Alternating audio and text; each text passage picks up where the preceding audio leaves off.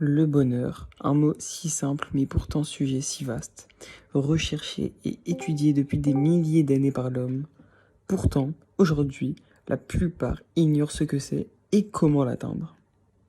Selon Wikipédia, le bonheur, c'est un état émotionnel agréable, équilibré et durable dans lequel se trouve quelqu'un qui estime être parvenu à la satisfaction des aspirations et désirs qu'il juge importants. Bon, étant donné que je ne suis pas prof de philo, je vais tout simplement me cantonner à te donner ma propre définition du bonheur et à des clés et des pratiques qui te permettront d'accéder toi-même à ta propre version du bonheur. J'ai l'impression que la plupart des personnes ont tendance à penser que le corps et l'esprit sont deux choses, deux entités qui sont complètement séparées. Or, il y a plusieurs cas dans la vie où on se rend compte tout simplement que ce n'est pas le cas. Par exemple, lorsque l'on a une alimentation saine, un bon rythme de vie, qu'on dort correctement et assez de temps, et qu'on pratique du sport, on a une sensation de bien-être. C'est corrélé. Il y a une corrélation entre le corps et l'esprit. Donc vraiment, je te conseille de faire bien les choses. Si tu veux te sentir bien mentalement, il est pour moi strictement vital et nécessaire de bien entretenir son corps, un corps sain dans un... Non, un esprit sain dans un corps sain. Alors, ça paraît peut-être un petit peu incongru,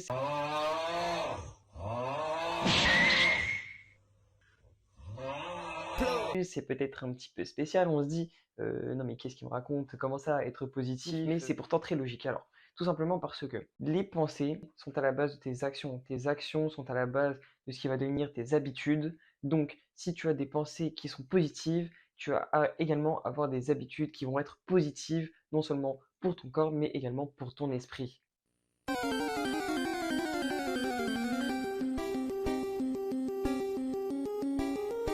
Encore une fois, c'est quelque chose qui paraît assez contre-intuitif. On a tendance à aller naturellement vers les choses qui sont plutôt simples, mais en fait, le corps humain n'est vraiment pas fait pour le confort et pour la facilité. Plus tu vas traverser de difficultés, plus tu vas être habitué à l'adversité et à la difficulté, plus tu vas avoir un esprit qui sera fort.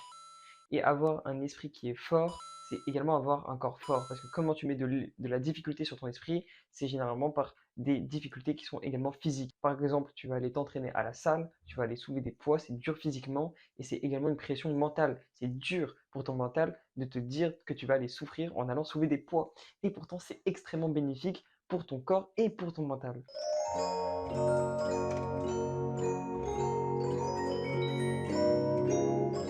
Évite un maximum les drogues. Alors, pourquoi?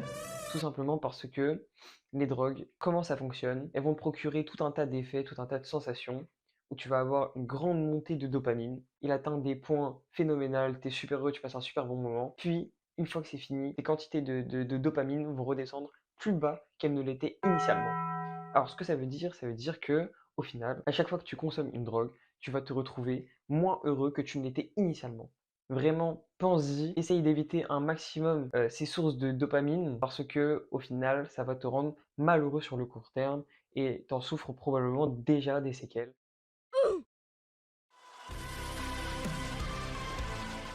Alors, propre perception du bonheur passe par le fait de toujours chercher à se développer, que j'ai été meilleur, même si c'est seulement de 1% par rapport à la personne que j'étais hier, c'est là que je trouve la source de mon bonheur. Mon bonheur est dans le développement. Donc voilà, on se retrouve déjà à la fin de cette vidéo. J'espère que ça t'aura plu. N'hésite pas dans les commentaires à me donner toi aussi ta propre version du bonheur, à me dire ce que tu penses des conseils que j'ai pu donner dans cette vidéo. Si tu as des conseils pour que je puisse améliorer aussi la qualité de mes vidéos dans le futur, j'accepterai avec plaisir de lire tout ça. Donc, voilà, voilà. C'était tout pour moi. À la prochaine.